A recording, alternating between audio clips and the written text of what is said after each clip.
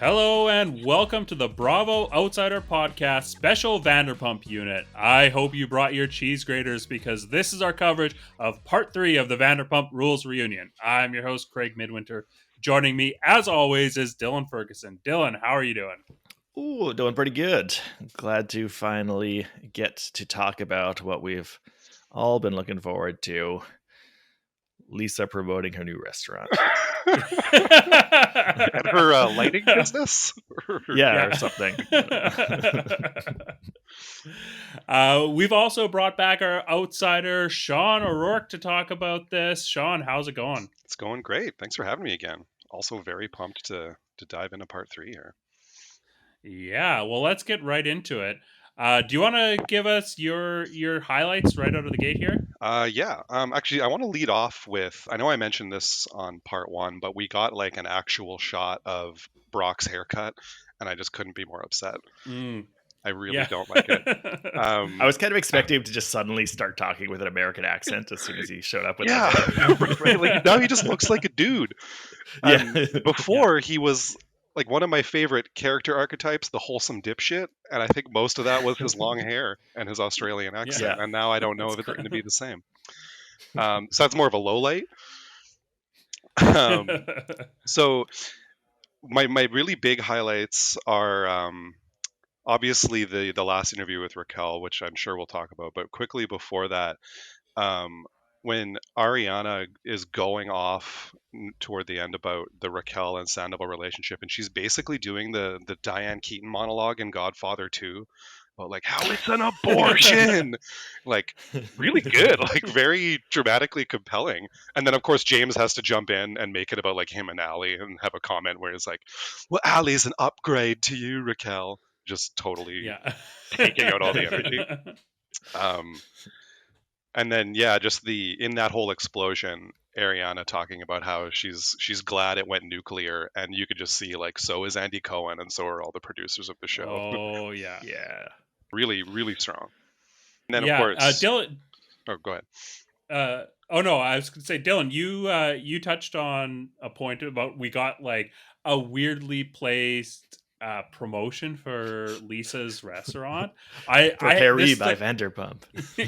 Yeah, I really loved the like design is my passion vibe. You know how you get those like memes where it's like, yeah, graphic design is my passion, and it's in like Comic Sans or papyrus font. It was like exactly that moment. She's like, oh yeah, design is a passion of mine, and this is arguably one of the most beautiful restaurants in Vegas. And then there's like all these clips of this like ugly as shit restaurant.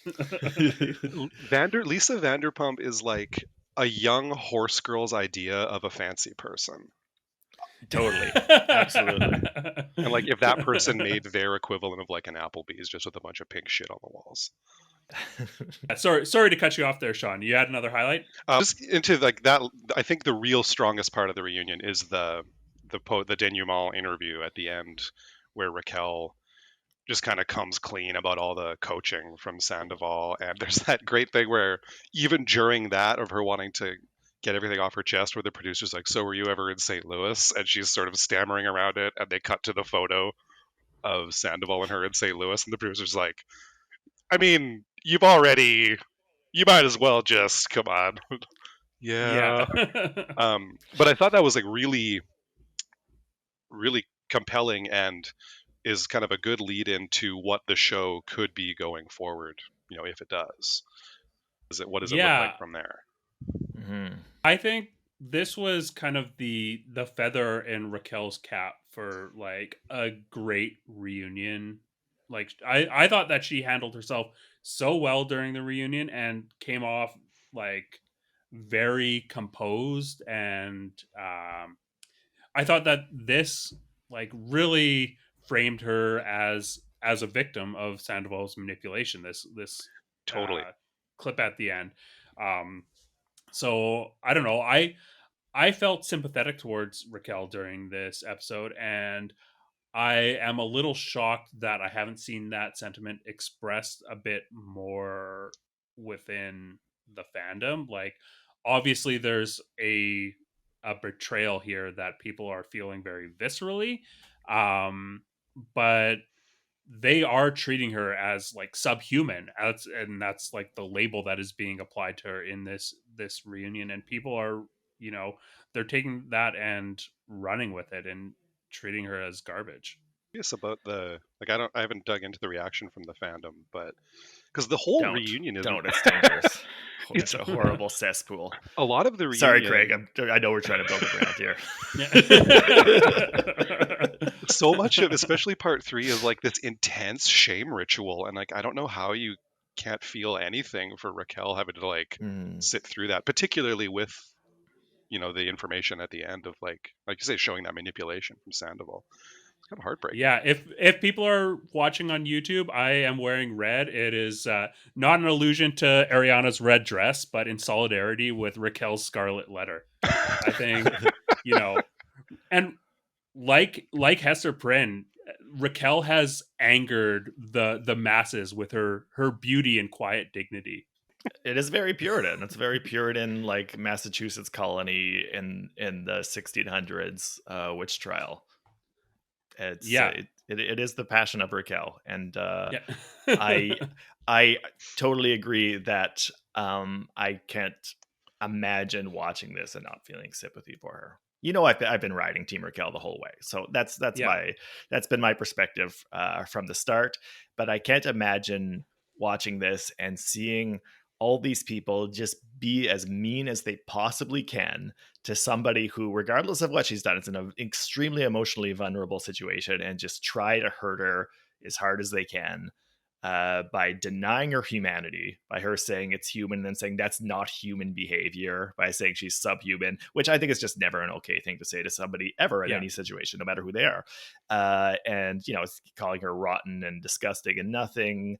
The lowest blow of all, comparing her to a villain in a Harry Potter story. That's going to cut deep for her. I think the only way Ariana could have hurt her more is if she said, like, if Taylor Swift met you, she wouldn't like you.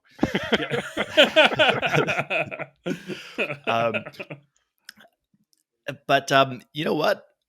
Not fun for me. This wasn't fun for me. I'm not saying I didn't like the episode. It was rich in content. It was an experience. It was like a whole searing document. But like, I found it stressful, uncomfortable, grueling, punishing. And so many people were saying they wanted catharsis, and I think that a lot of the communication coming out of the show was that too. I think Andy was saying that going up to us. The fans are going to get catharsis. Is this what people wanted? Is this really what people wanted? Are people really sitting there on their couches, eating chips and ice cream and grinning and cheering and being like, yeah, bully her? It didn't Yeah. feel. Well, people definitely are. Like, that's the sentiment that we're seeing. But do you think they still feel that way after watching it now?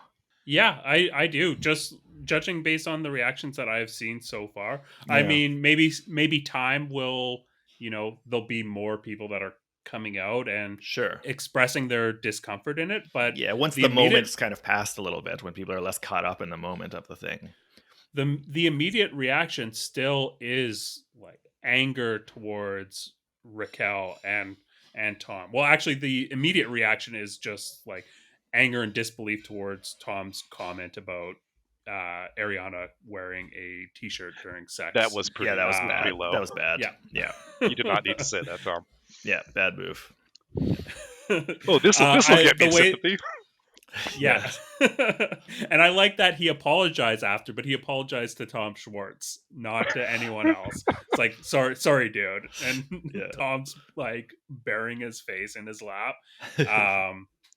But yeah, I do still see this anger being expressed online towards Raquel. And, I think that Ariana did not come across that great in this episode to me. I mean, she was, the way that she had been built up leading into this, I feel like she was in an impossible position. Like, she couldn't, both express the anger that all these fans of her now want to see expressed, while also coming across as like taking the higher road.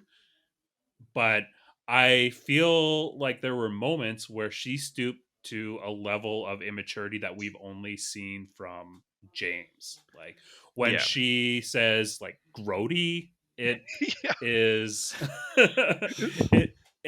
it's very childish, and I don't think that that is the reaction that anyone was really hoping for. I think they wanted, you know, the clear, articulate, precise blows that she was giving at certain points, but to see her kind of revert to this childish handling of things is something that I don't think that people were looking for, at least especially not me.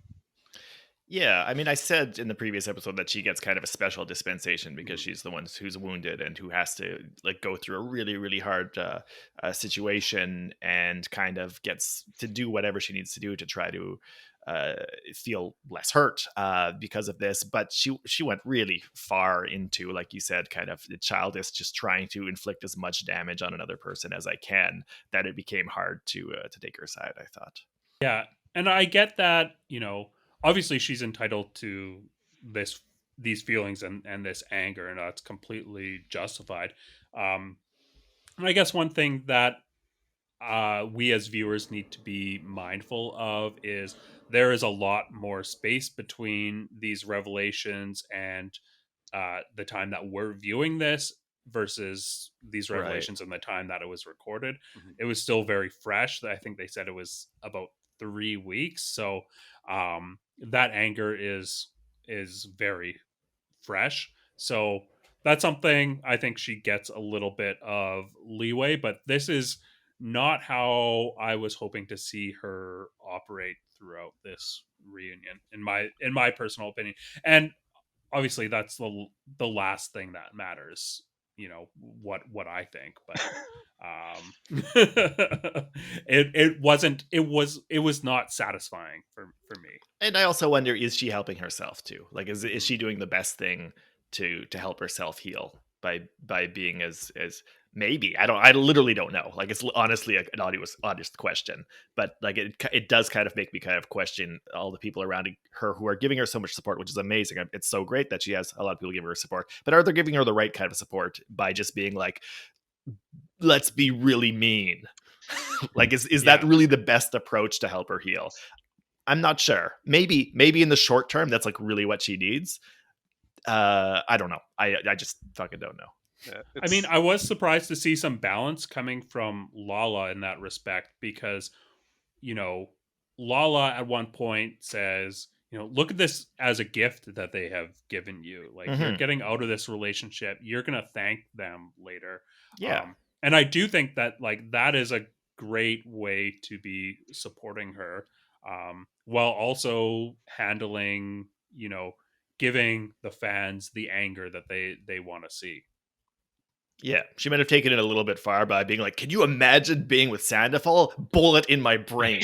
Like, Yeah. okay, she was with him for like 9 years. Like, that might not Yeah. be like super nice for her to hear right now. I don't know. yeah. James loved it though. Oh, of course, yeah. Yeah, there's like Yeah, James. in parts 1 and 2, there's like sort of a dignity to Ariana's anger, and it's like very understandable, and that you have a lot of empathy with it. But like when they bring Raquel out, there's a shift in the energy, and I don't know if it's just feeding off of like the peanut gallery of Lala and James, and sometimes Katie, but Hmm. Yeah. it feels uglier in part 3. Yeah. Yeah, I would have preferred to see that ugliness and that childishness in parts 1 and 2 when Raquel was not present and it directed at Tom, who I think, Hmm. you know, obviously deserves this anger way more than Raquel does.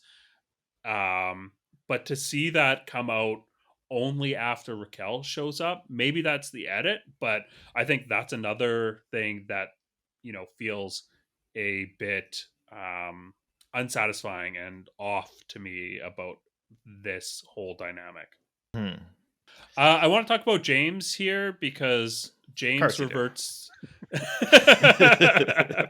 James reverts to a childlike state here that was very annoying, even as a Jamesiac. Yeah. Um, But as soon as Raquel comes out, he cannot contain himself, or he can barely contain himself. He's like, he can't keep a straight face. This is, this is the chum in the water for him. Yeah. Clearly not over Raquel, and like the season really illustrates that all throughout. But yeah, like like he just gets that whiff of blood and absolutely goes off. And then I did really appreciate Lisa like momming him down when he's really going off on the poo poo head rant. It's like, if you don't shut up, we're gonna be here for 2 days. Yeah. Yeah. I like how he was consistently making things about himself. And then at one point he's like, why does it always come back to me? Am I just that entertaining? And Lisa's like, no, you're not. And he's like, but I am actually. I am. Well, I will say there's one really entertaining and funny James moment in part 3. They do the group photo, and as they're kind of breaking up, and he just softly sings that line from the theme song, "These are the best days of our lives." That's very funny. Yeah, he was very dynamic. We got him do a little bit of a dance number here too. It was no storm offs, though. He's a triple threat. Triple threat. He can act, he can sing, he can dance. Great moment where Andy's like, "Hey, so you had that festival? Any big festivals coming up? What's next for DJing?" He's like, "Maybe the same one this year." And that's it. Or like, I guess, see you next Tuesday at Sir. Does he do that still? Yeah. I think he's touring his DJ thing right now. Okay, so I know I've seen like social media clips where he's got people chanting, "Sandoval's a liar." In spite of myself, I do like that a lot. Yeah. Does he do his weird DJ hands to it? Oh, I'm sure. Yeah. What did you guys think about the Sheena cam? We got the same like trailer treatment for her as we did of Raquel. Who had the better trailer face? I mean, Sheena's expressions are really good, just because she always looks like some sort of bird that you've startled in the woods. Like some sort of jungle bird who like is seeing a human intruding other territory for the first time. So I mean, she just got great facial expressions, so I'll give her the edge for that. I love the clutching of a White Claw and like angrily eating sun chips. That's exactly what I was gonna say. Just like White Claw in the talons yelling at the TV. Yeah. Very relatable. I would have liked, what, actually, it was a good setup they had, but it would have been nice to just have Sheena's face like in a little insert in the corner for the whole time. Like just a constant, like Sheena reacts. Like almost like an interpreter. Like yeah, exactly. Like I think there was like a time on like Fox News had like Tucker Carlson reacts to like Joe Biden giving a speech, and they put like his face in the corner of the screen throughout his entire speech. Like that should have just done exactly that. I wonder if we're seeing a bit of a evolution of the reunion format by getting this kind of meta cam, because this is something that we saw in the Real Housewives of New Jersey reunion a little bit with the husbands this week. It feels very new. I'm always interested in seeing the evolving visual language of reality TV, and this is a like much appreciated addition to the reunion format. Yeah, for sure. And yeah, I mean, we'll talk about that one next time, but tomorrow we'll talk about the Jersey reunion. But fuck, that would be really great use of back behind the scenes stuff. So good extra shots. More of that would be great. A room full of Joes. Yeah, and Louis walking around shirtless, eating flaming hot Cheetos. Yeah. But yeah, we'll get to that tomorrow. I won't get ahead of myself. I think the reaction cam it's an interesting wrinkle. Although in this case, it seems like a happy accident that they did because of the restraining order, and otherwise it just would have been a bunch of people in the room. But it adds a nice, fun extra editing layer, and you can probably have a lot of fun building a narrative out of it. Yeah, exactly. It's like a new set of punctuation marks that they are able to use that is really adds a new dimension to how you're able to tell this reunion story, which I think has been something that is always like really interesting for fans to watch reunions, because you've got all that context. But I feel like it's probably very limiting for the storytelling personalities involved, because they don't have as many narrative tools that they can use. So giving them something else in the Mhm. toolbox to help facilitate that within this format is a very welcome addition. Yeah, sometimes you get the best new ideas from having to work around restrictions. So that's Mhm. a great example of that right there.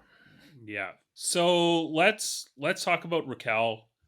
What are your thoughts of how she handled things and how she came across here? I Dylan, thought over she you. did. Yeah, I think she did shockingly well, considering how we've seen her struggle with difficult conversations in the past. She obviously had a prepared speech, and she delivered it like clearly, coherently. Didn't like stammer too much. Mostly held her composure. And I thought it was a good performance from somebody who we wouldn't necessarily rely on to provide a good performance. She's always been at a little bit of a disadvantage just in terms of like telekinetic qualities compared to some of these people. She's doesn't have some of the more visually entertaining qualities that some of them have, like a quick wit or strategy or self-awareness or object permanence. But she takes advantage of what she of having a temporary platform, and I thought she delivered her lines pretty well and was like pretty like solid on her feet. And afterwards, when Tom says to her like, "Man, you did a better job than I did," he's right, she did. Like Yeah. Tom is Oh yeah. the canny veteran. He's the reality TV guy who's been around for a long time, who's like the master of strategies. And in that situation, Tom was tripping over his own feet, and Raquel actually did kind of uh, stand tall and say her piece probably more or less as she imagined it in her head beforehand. So I thought it was a pretty good performance by her. I Yeah, I agree. And I think that like one of the things that she has been criticized for throughout this is her lack of emotion. But here it really paid off, like that training that she has from being in pageants and being very like controlled over expressing her emotion in any way. I think you see that really come out. That training is on display during this reunion. And then when we get the kind of behind the scenes shots that we got during the break, we see her let her guard down a little bit and the emotion come out. I don't think Yeah. that she is this emotionless monster that they are trying to paint her as. She's giving them lots of ammunition for that during this reunion, just because of how much composure um, she's trying to keep herself composed. Uh, but yeah, we see when she lets her guard down a little bit, like she's hurting as a result of this, and she doesn't like the person that she is being portrayed as, or that she has become. there's often on the show, like I said, she's got kind of like a flat affect or the 1,000 yard stare going on. But and again, especially with the context of that last interview, like having to sit through there under the tension of, you know, lying for Tom and receiving all the abuse from um, Ariana, maybe somewhat understandably, and then Lala and James a little bit less so. I thought came off like I said, really, really poised and really came off super well. Um, whereas Tom just keeps, or Sandoval, I should say, just sort of keeps like falling into the trap of getting into the arguments, like the Hmm. yes it matters, no it doesn't, over and over. And Raquel comes off as like more mature in the situation, and it's impressive, I think, to be able to like take all that abuse and just not even do a James storm off, just sort of calmly walk away to get a sip of water. Yeah. Yeah. Yeah, I thought she was leaving for the show when she originally walked off, and then she's like, "No, I'm just getting some water." I'm like, "Oh, okay, all Yeah, right." and then just like calmly back. Another round, let's do it. Yeah. Really good. It's like a martyrdom of Raquel almost. Yeah. Speaking of Tom's performance here, there was a few attempts I feel like Tom tried to lighten up the mood a little bit, or at least one spot in particular that stands out to me when James was going off on his like poo poo head. You're gonna live in a house of poop. And he's like, "Oh, I'd like to see that actually." You know, at a very like teenage boy kind of like trying to Yeah. get that banter going. And James just like shuts him down immediately. It was a illustration of just how much anger there is in this room, that he can't break this. He can't even like, there's no way to shine a spotlight on how like childish and ridiculous this situation is. It's pure anger and hate being directed towards him. Yeah. And just in terms of Raquel's reaction, honestly, like I'm trying to put myself in that situation. I can't imagine. Like I can't Yeah, visualize no it. No more than I could visualize like being the subject of online hatred like that too. Like I literally can't. Like if I read like one negative comment about my work online, it ruins my day. Like I just can't fathom it. I can't fathom how like my brain would deal with that kind of situation. So with stuff like that, I just kind of hope that like Raquel has like good people around her because I don't know how I would hold up in that situation Yeah, at all. it's got to be completely brain breaking. Like, there's no way that you could put me in that exact same situation and I wouldn't just be like, just melt into a quivering puddle in 8 seconds. Yeah, that's surely what I would do. Yeah. Yeah, and I've seen some really ridiculous attempts online at trying to, mock her. I've seen people drum up old like elementary school yearbook photos where her name is spelt as Rachel and not Raquel, Oh, they and got it's her like, ass. yeah, and it's like, okay, you're gonna put this picture of Raquel when she's in grade 5 in student council, and it just seems like you're directing your anger at a literal child in this case. And it's like, how do you expect people to like jump on board with that? Like, I don't know, maybe it's just because I've got kids that just, it just feels so gross to like be directing all this hate at, a person when they were, when they're younger and they've got so much like hope and aspirations, and like they're on like student council, like really trying to do good. And that's where you're going to focus your anger on this version of them, not, not even this boogeyman that you've like made Raquel out to be. It's yeah, it's ridiculous what I'm seeing. It's gross. They make, I think, It's way too big grody. a deal. They make like way too big a deal about the name thing. It does not seem like at all relevant to the like the source of all their hatred for her. And even though Raquel doesn't like, she's not super articulate under pressure. She can stumble over her words, but when I think it's Lala is calling her out for that, and Raquel's just been like, "Look, that's like my preferred name that I want to be called, a lot like you're Lala," and then they get into that weird argument about nicknames. Yeah. Yeah. But I thought like Raquel handled herself pretty well in pointing that out, and it just kind of illustrates how ridiculous and irrelevant that it really is to the situation. Like, Yeah, and I think it also illustrates kind of what a line of attack is, which is that, well, on the one hand, they want to use it. I think the anti-Raquel camp wants to use it as evidence that she's not genuine, that she's presenting herself to be somebody she's not. But I think it also ties into the idea that people want to tell her that she's not allowed to define herself, that she has to be like defined by other people. And I think that's boils down to a lot of like what the fury swirling around her is that she's always been on the show like a pretty like meek person who's kind of like stayed in her lane, and I think this arc that she had this season after her breakup with James, after losing the ability to compete in pageants, where she just decides to try to go on a halting journey of discovery, and where she tries to define herself by her own terms, is what she needed to do in that situation. Like, if you're trying to find yourself, you're never going to find it within the parameters set by other people.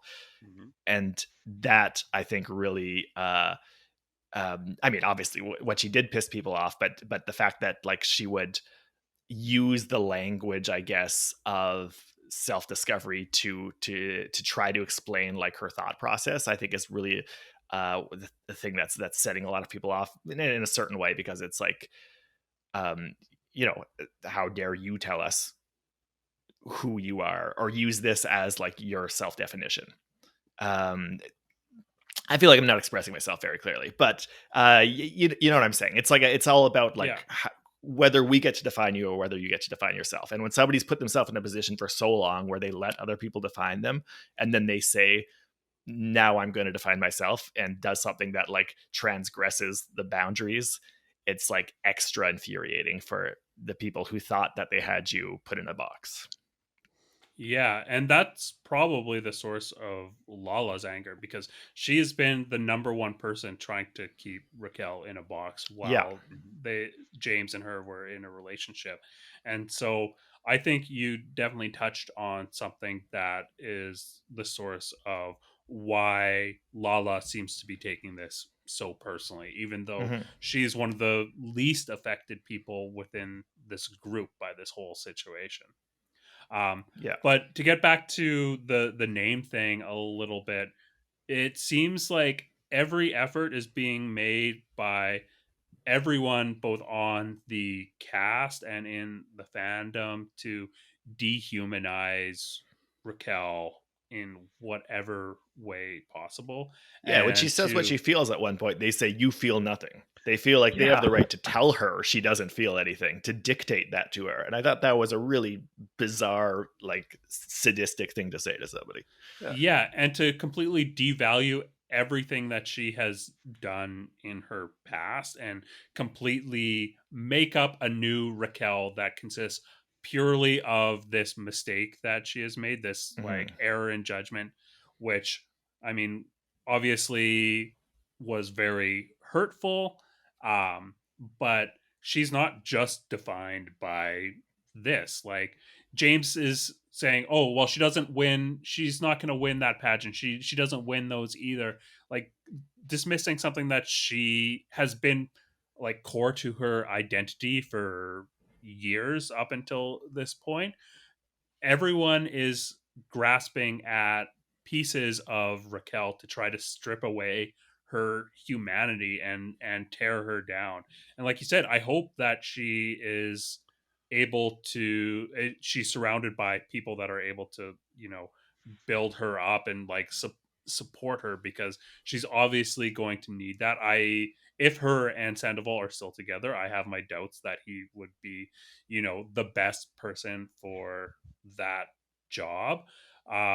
One thing that gives me hope is we have seen consistently through this season, especially, how brave and head on Raquel takes situations. Like, she goes into uh, the situation where she's going to tell Katie that she can't go into the cool kids pool, or like diving into this reunion. That takes a lot of like bravery and like strength in character in order to put yourself in that position. So Her hopefully balls that is drag some out the door, as somebody once said. yeah, exactly. Her balls drag out the door.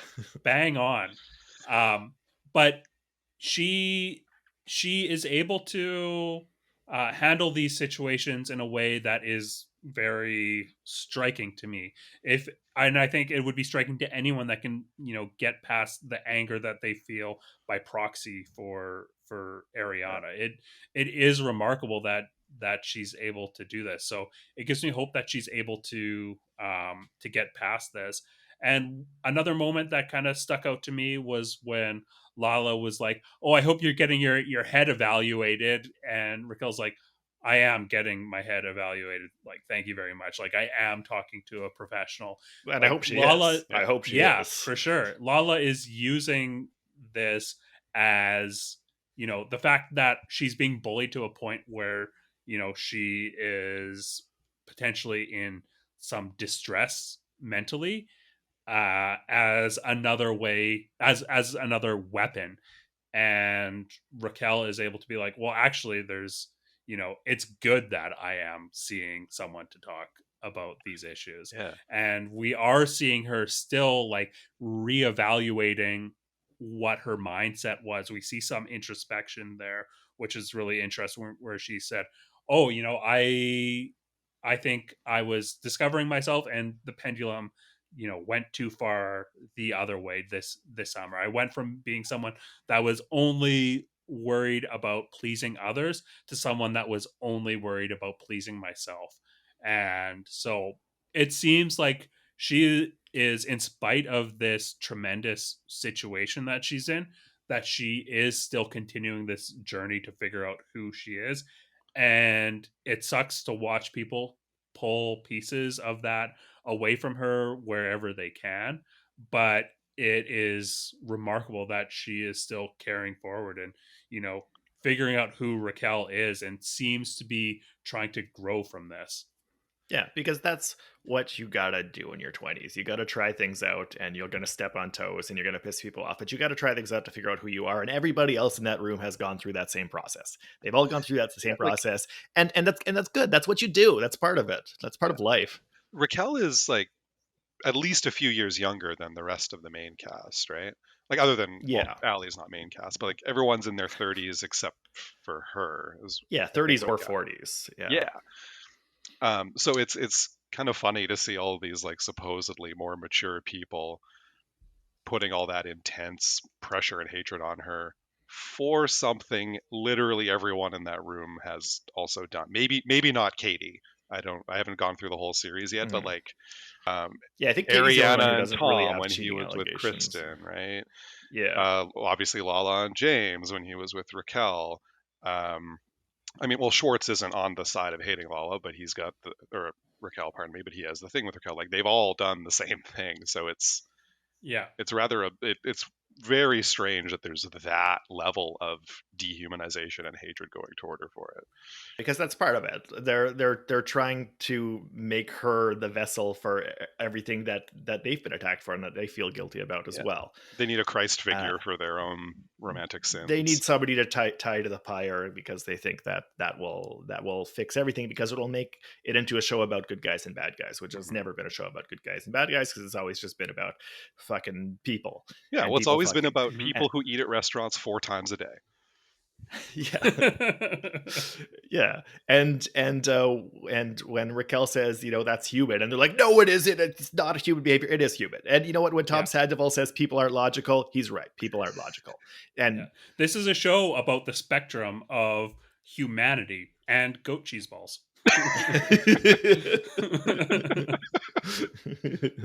The Tom logical thing is, yeah, that's a great little moment. He's like, because he says it, and then just because people need to just jump on Tom for saying anything, they're like, yeah, it's not logical, and he's like, well, yeah, that's what I said. That's my yeah. point. We weren't Yeah. acting out of logic. And that's where actually where Lisa's inclusion is kind of a little bit appreciated, is that even though I don't always love what Lisa has to say, though her restaurant looks beautiful, amazing, I they're calling it one of the best in Las Vegas. But as somebody with like more like life experience, it's kind of nice to have her occasionally chime in and be like, yeah, you know what? Like you get different perspective when you're older. Maybe like you won't find this like the worst thing that's ever happened in the world in a bit. Or like when I really like when Katie's like, oh, I don't know, I just see myself being like a cool aunt who every year is in a different country with a different man. And Lisa's like, that sounds like a lot of work. Yeah.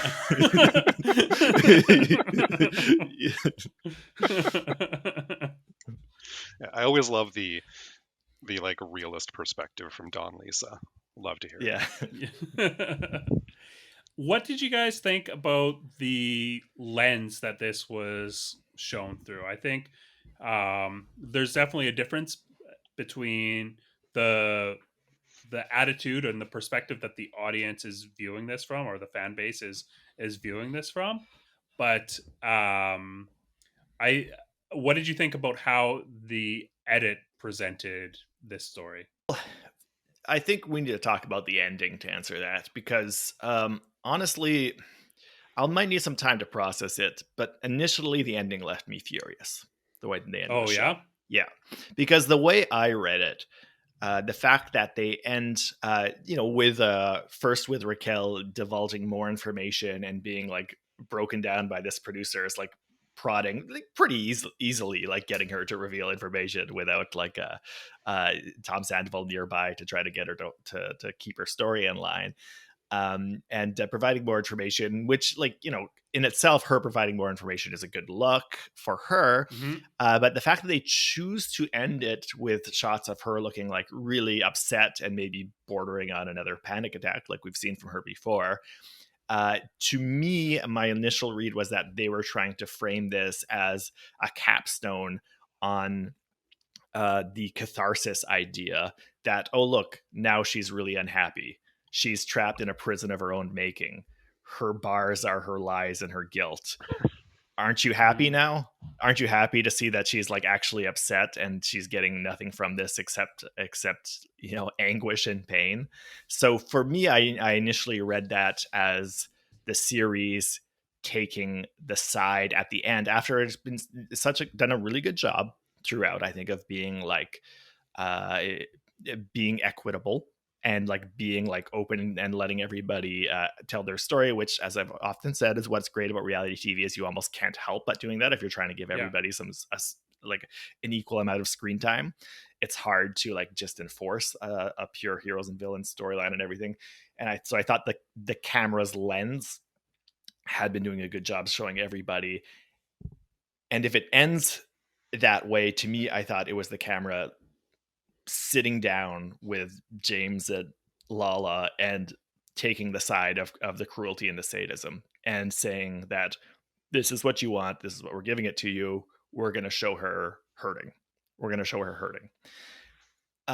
If that ends up being like the final seconds of Vanderpump Rules as a show, that's either like a horrific ending that like betrays all the equanimity in favor of this like fake moral sadism, or it's a brilliant ending that like pulls the curtain aside and reveals the whole show as an exercise in sadism that has been like tricking us into thinking Yeah. that it was a show about humanity all along.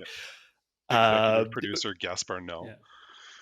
Yeah. You know what? I won't argue that it is an exercise in sadism, but that is a completely different read than I got off this ending, and I'm Yeah, give it like to me. kind of surprised. I can see how you would interpret it that way, but Mhm. for me, it was a matter of framing Raquel as, hey, look, she is also a victim of Tom Sandoval's Mhm. manipulation, and kind of a reminder to viewers that she's look how easily Raquel is manipulated. She was manipulated by this producer into telling the truth so easily. She's Yeah. easily swayed, um, and we get her, not just giving the timeline, which I don't think is like the big, huge reveal and revelation that you know um, that it's made out to be. I think that's not what was surprising to me. What the surprising insight that I got from that was just how much of Raquel's perspective and how much of her story and how she's operating was completely controlled by Tom Sandoval. And I feel like that was what was revealed during that, because so much of this truth that is like trickling out, we're getting a timeline that we basically already knew, but what we're actually getting insight into is Tom Sandoval didn't want us to talk about um us having sex more than once, because we he said that it would be less hurtful that way. And, that contrasts what Ariana has said, just a few minutes earlier within the reunion, where she said, one time or a million times, it doesn't matter. And so we're seeing her be like, okay, well, this perspective that I'm getting from Tom Sandoval, this is the subtext, not what she's outright saying. Um, this is the perspective, and this is why I wasn't truthful. It was because Tom said to do it this way. And then we completely see her like fall apart, where she's trying to maintain this one last lie for Tom about hooking up the dipped out night, the jacuzzi night. Yeah. And she completely like falls apart. And it feels like the type of, I didn't see Tom Sandoval as a predator until this clip, because it got that kind of like, you tell anyone about this, everyone's gonna know that you're this like filthy slut, like the type of sexual predator move to like blackmail someone into keeping quiet the manipulation that they have experienced.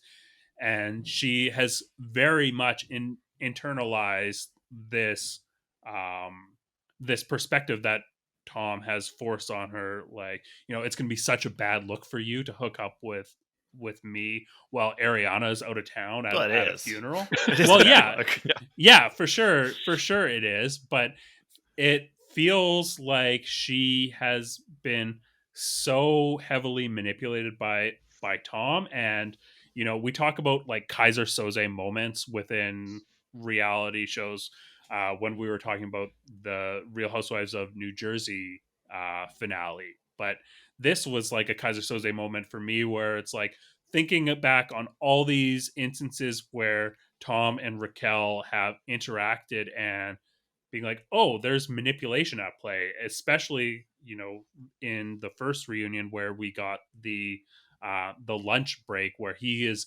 desperately trying to get some time with her off camera to manipulate her even more. So I read this as trying to be a bit of a contrast from what we saw during the reunion, where we're just seeing Raquel as a punching bag, to giving her this victim moment, where she hasn't really got that since the scandal broke. Sure. I guess for me, I don't see her as a total victim like that. What you're saying is it's a very good point. And I think uh, we've known more and more as the show is going on how like sleazy Tom Sandoval can be. And when he was asked about like if they hooked up in the jacuzzi, and he says absolutely not. Right then, I was like, okay, he did. Like he Yeah. wouldn't have said it so firmly if it wasn't like something that he was trying to cover up. I do think that we should credit Raquel's words though when she says that.